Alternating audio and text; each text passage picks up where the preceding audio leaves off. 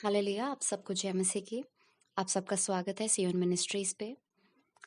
अभी हम सब लॉकडाउन में क्वारंटीन में हैं। कैसे दिन निकल रहे हैं, कैसे रातें निकल रही हैं और कैसे महीने बीतते जा रहे हैं, हमें कोई आइडिया नहीं है। क्योंकि जैसे ही 2020 ईयर स्टार्ट हुआ है, हम बहुत सारी चीज़ों को देख रहे हैं, सुन रहे हैं। जैसे कोविड-19 हो गया, वॉर्स वॉर्स के बारे में हमने रूमर सुन लिए। ऑलमोस्ट हमें लगा कि भी वॉर की बिगनिंग भी हो सकती है। एंड एस्ट्रॉइड्स के बारे में हमने सुना कि बिल्कुल दुनिया खत्म होने वाली है, डिस्ट्रक्शन आने वाला है, एंड ऑफ टाइम, एपोकलिप्स, बहुत सारी बातें चल रही हैं। बट द थिंग इज कि end of the time is near.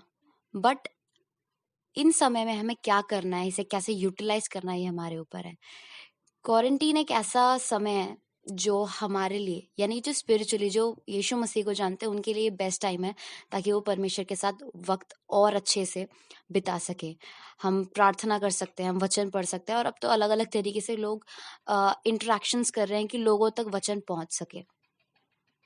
So basically आज की जो वीडियो है वो इसलिए है कि जो लोग वचन शेयर करते हैं अपने अन्य जाति में, जो दोस्त हैं या अपने आस पड़ोस में, वो इस वीडियो को कनेक्ट कर सकेंगे। क्योंकि हम देखते हैं कि हम बहुत लोगों से परमेश्वर का वचन कहते तो हैं, बट द थिंग इज वो सुनते हैं एंड उसके बाद they are back to their life.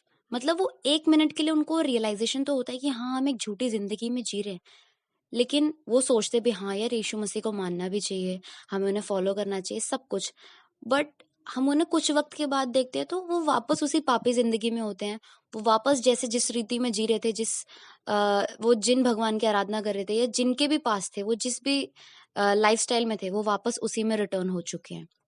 तो जो लोग उनसे वचन शेयर करते हैं, उनका दिल थोड़ा दुखी होता है कि हाँ यार, मैंने उसको वचन बताया, लेकिन फिर भी उसकी लाइफ में एक चेंज नहीं आया।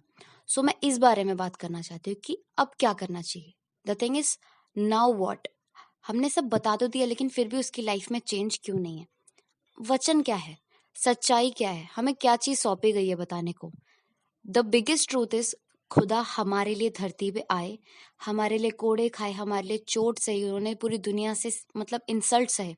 उसके बाद वो क्रूस पे चढ़ गए, हमारे लिए, हमारे पापों के लिए वो सूली पे चढ़े, उन्होंने अपनी जान दी, और उसके बाद वो हमारे लिए ही जी उठे, ताकि हम अनंत काल तक उनके साथ उनकी आराधना करके हमेशा एक खुशहाली भरी जिंदगी जी सके। अब ये बात हमने बता तो दी, लेकिन ये किस किस ने अडेप्ट की, किसने विश्वास किया, और किसने उसको अपनी लाइफ में प्रैक्टिस किया, ये चीज।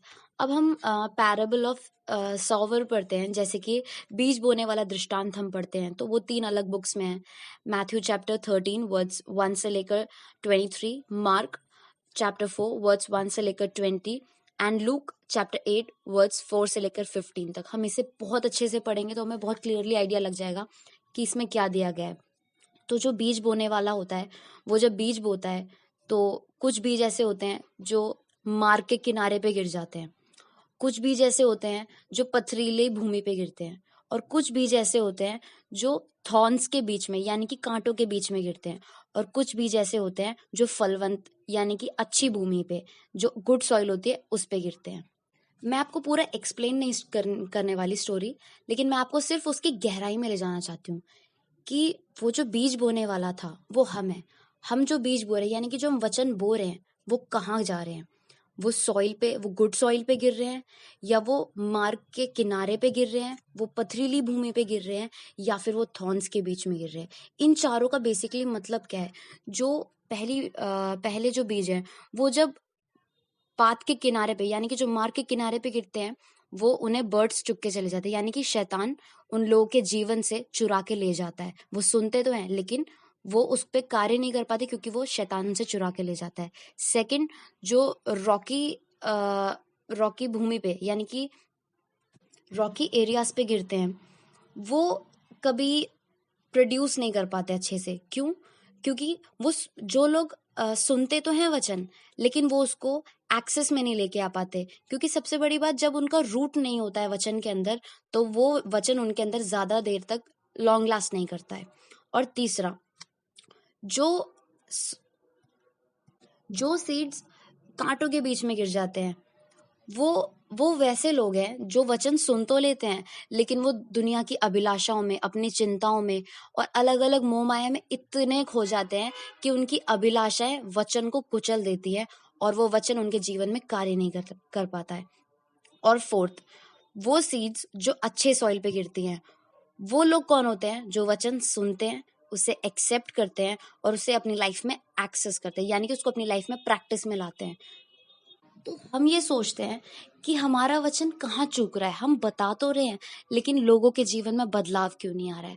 कुछ लोग ऐसे होते हैं जो वचन सुनते तो हैं, लेकिन उनकी लाइफ में वो चीज़ वो अपने लाइफ में प्रैक्टिस नहीं करते हैं, वो अप्लाई नहीं करते, इसलिए वो वचन उनके जीवन में कार्य नहीं कर पाते। जैसे हम वचन देखते हैं कि faith without works is dead, यानी कि जो विश्वास जिसमें कार्य भी ना हो, वो डेड है।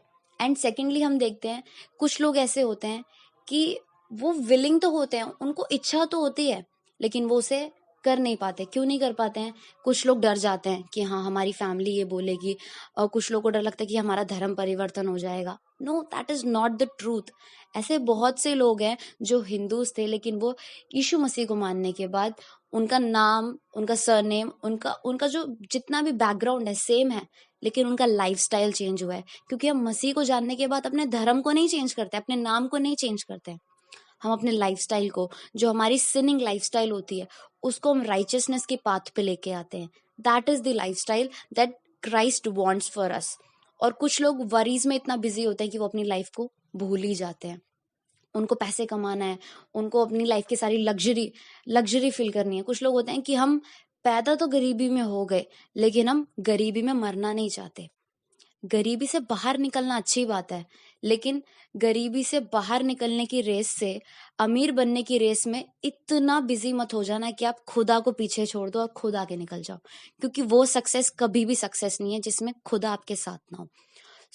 ये वचन मैंने इसीलिए आप तक पहुंचाने जरूरी समझा, क्योंकि हम वचन पहुंचा रहे हैं, लेकिन लोग उसे कितना अपनी लाइफ में एक्सेप्ट कर रहे हैं वो जानना बहुत जरूरी है। क्योंकि मुझे बहुत दुख होता है कुछ लोगों के लिए कि हम वचन उन तक पहुंचाते हैं, वो बड़ी खुशी के साथ बोलते हैं कि हाँ यार, वाओ, कि गॉड कितने अच्छे हैं, गॉड कितने इनक्रेडिबल हैं, लेकिन वो विश्वास उनका फीका होता है, वो विश्वास उनका इनकम्प्लीट होता है, क्योंकि वो वापस उसी सिनिंग लाइफ में रिटर्न हो जाते हैं।